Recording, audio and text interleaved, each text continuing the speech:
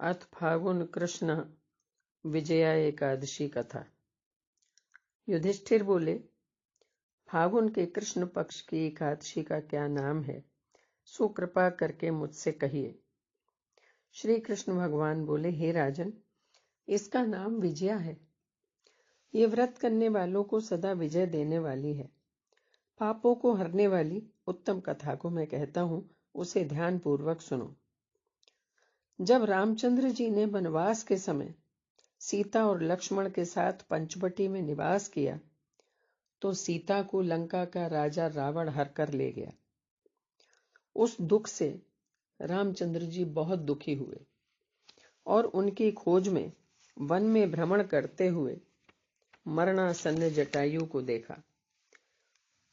कबंध नामक दैत्य को मारा।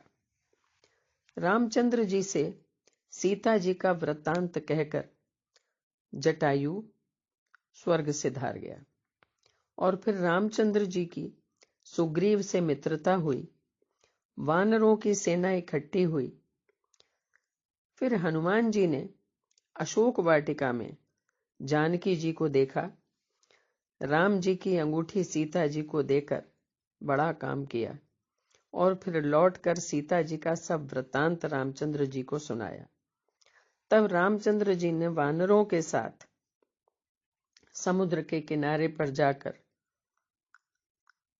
लक्ष्मण जी से कहा कि हे सौमित्र, किस पुण्य से इस समुद्र को पार किया जा सकता है? ये तो अथाह है, जल से भरा हुआ है। न जाने कितने जलचर इसमें निवास करते हैं।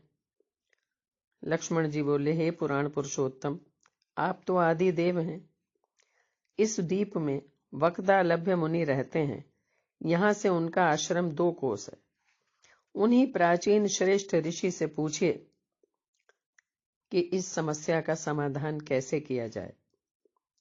लक्ष्मण जी के इस सुंदर वचन को सुनकर रामचंद्र जी वक्दालभ्य मुनि के दर्शन के लिए गए। दूसरे विष्णु के समान बैठे हुए मुनि को रामचंद्र जी ने देखा और प्रणाम किया।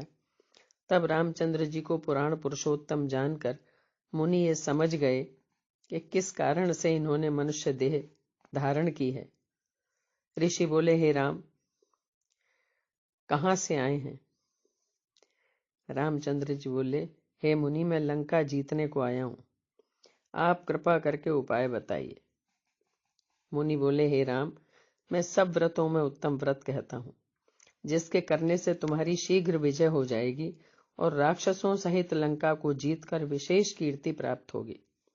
एकाग्र मन होकर इस व्रत को करो। फागुन के कृष्ण पक्ष में विजया नाम की एकादशी होती है। उसका व्रत करने से तुम्हारी मनोकामना पूर्ण होगी, तुम्हारी जीत निश्चित होगी। इस व्रत की विधि को सुनो। दशमी के दिन सोना, चांदी, तांबा या मिट्टी का कलश ले और वेदी के ऊपर सप्तधान्य बिछाकर उसके ऊपर जल से भरा हुआ कलश रखे।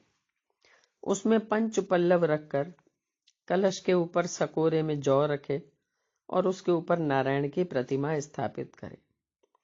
एकादशी के दिन प्रातःकाल स्नान करें, विधि पूर्वक पूजन करें और मूर्ति समेत उस कलश को किसी विद्वान ब्राह्मण को दान कर दें।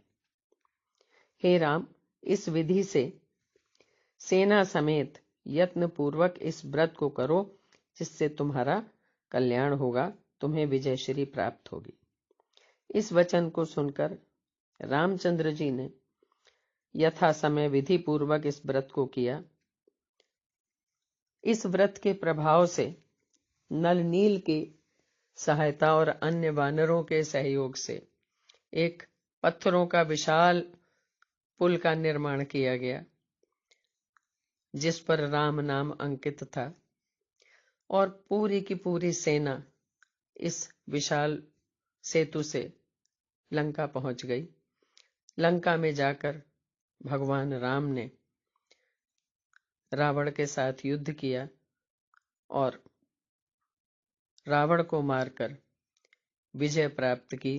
सीता माता के साथ सकुशल अयोध्या लौटे। इस प्रकार जो इस विजया एकादशी को भावपूर्ण रूप से करता है, पूरी श्रद्धा के साथ करता है, भगवान उसको विजय प्राप्त कराते हैं, उसको विजय श्री प्राप्त होती है तथा उसके सकल मनोरथ पूर्ण होते हैं। बोलो श्री कृष्ण भगवान की जय।